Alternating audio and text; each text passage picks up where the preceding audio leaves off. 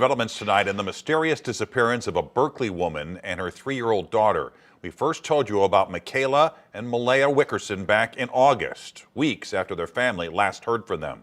Tonight, police say their disappearance is likely connected to 4 other missing persons cases. And investigators believe all of them have joined a spiritual cult. Laura Barcheski talked with more family members tonight who are all still hoping for the safe return of their loved ones. Mike and Kelly, most of the parents we talked with just want to know their loved ones are okay, as they lost all communication with them months ago. Berkeley police say they started looking into the disappearance of these 6 people on August 12th last year. Ma'Kayla and her 3-year-old daughter Ma'Kayla Wickerson, Ma'Kayla Thompson, Gabrielle German and her 3-year-old son Ashton Mitchell, and Naaman Williams. Police say they were living in a rental home near Lambert International Airport on Graham Lane and had joined a cult following the teachings of Rashad Jamal, who is currently in prison for other crimes in Georgia. Neighbor Carrie Roberts says she saw strange things happening at the house, including meditations outside, sometimes without clothes, and originally it was only the Wickersons who lived there. All of a sudden she had new company to move in, and then things started changing. After that,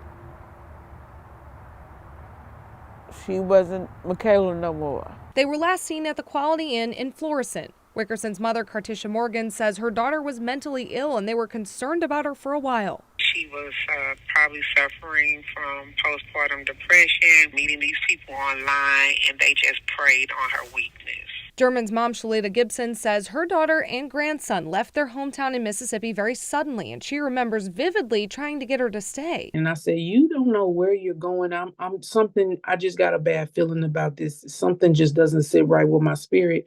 You need to rethink this. Investigators say behaviors of Jamal's followers include changing their name to a spiritual god or goddess, going off the grid, and entirely disconnecting from loved ones. Dr. Stephen Hassan, who helps people affected by cults, says all of these things are pretty common in cult recruitment. People feel like they're chosen and they're special, and they're finally realizing their purpose or their higher nature. Gibson says German also left a daughter behind, and all these families want is to know their loved ones are safe and someday hope they'll come home. I would like for her to have a conversation with her daughter, who wakes up at night screaming for her mom, who asks why her mom isn't here.